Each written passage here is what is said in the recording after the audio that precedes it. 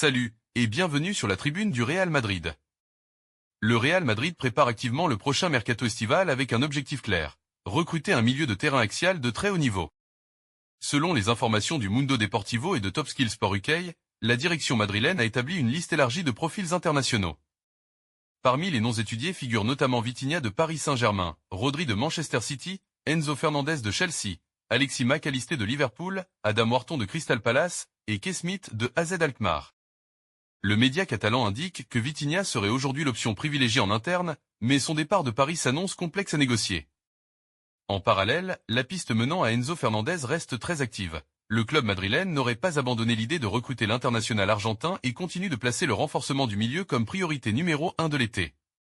Son profil, capable d'organiser le jeu et d'apporter du volume, correspond pleinement aux attentes de la cellule sportive. Toujours selon Topskill Sport UK, deux cibles ressortent particulièrement, Enzo Fernandez et Dominique Szoboszlai de Liverpool.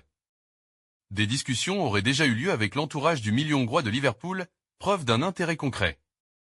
Entre stars établies et profils émergents, le Real Madrid avance donc sur plusieurs fronts afin de sécuriser une recrue majeure dans l'entrejeu lors du prochain mercato. De l'autre côté, avec Alaba et Rudiger sur le départ, le Real Madrid explore une option de premier plan pour renforcer sa défense. À la recherche d'un renfort de poids en défense centrale pour la saison prochaine, la Casablanca aurait activé une piste prestigieuse en Serie A. Selon les informations de fichage, les dirigeants madrilènes s'intéressent de près à Alessandro Bastoni, pilier de l'Inter Milan. Âgé de 26 ans, l'international italien, 41 sélections, est sous contrat jusqu'en juin 2028 avec les Nerazzurri, qui le valoriseraient autour de 90 millions d'euros. Un montant conséquent qui n'effraierait pas totalement le Real, décidé à rajeunir et stabiliser son arrière-garde. Solide dans la relance et précieux dans la construction, Bastoni a encore démontré son importance cette saison avec 30 apparitions toutes compétitions confondues, pour un but et 6 passes décisives. Le dossier s'annonce toutefois complexe.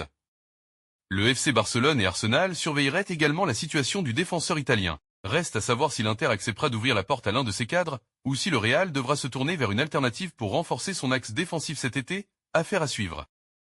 Pendant ce temps, beaucoup de clubs veulent recruter Endrick pour l'été prochain. En manque de temps de jeu du côté du Real Madrid, Endrick a pris la décision de rejoindre l'OL lors du dernier mercato d'hiver.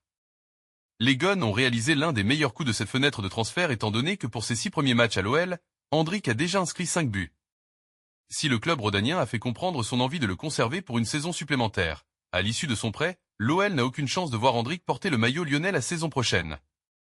Endrick va revenir à Madrid. En effet, le Real Madrid a la ferme intention de rapatrier son avant-centre.